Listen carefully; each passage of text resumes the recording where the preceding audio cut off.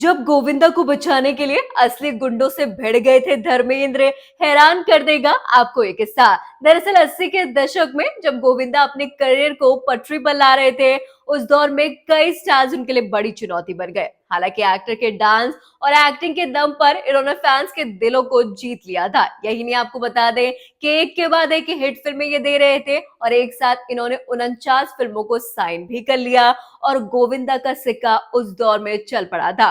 पैसे लुटाने के लिए डायरेक्टर उन पे तैयार हो गए थे, लेकिन कई ऐसे लोग थे जो उनकी सफलता से जलने लगे थे। दरअसल कुछ गुंडे उन्हें अल्टीमेटम देते और गोविंदा की कामयाबी को देखकर उन्हें परेशान करना शुरू कर देते। गोविंदा बॉलीवुड में नए थे और अपना सिक्का जमा रहे थे। हालांकि इस हरकत की वजह से वो काफी ज्यादा परेशान हो गए थे, लेकिन आपको बता दें कि भाई उस समय बॉलीवुड में धर्मेंद्र का सिक्का अलग ही चलता था।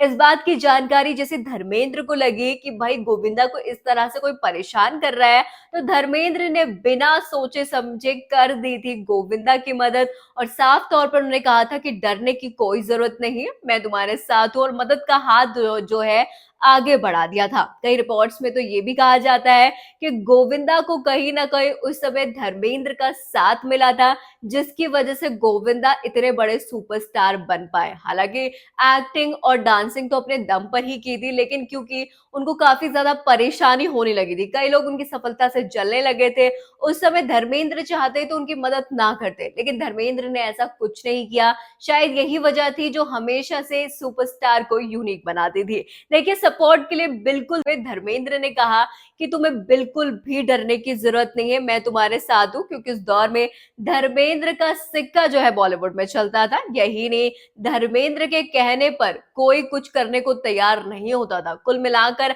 अगर धर्मेंद्र कहते कि ये चीज नहीं करनी है तो वो नहीं होती थी। ये सिर्फ बॉलीवुड के अंदर की बात नहीं थी, बल्कि बॉलीवुड के बाहर भी ऐसा कहा जाता था। इसलिए गोविंदा निश्चिंत हो गए। गोविंदा को जब धर्मेंद्र का सपोर्ट मिला तो उनकी बहुत इज्जत करने लगे। यही नहीं, आपको बता दें कि धर्मेंद्र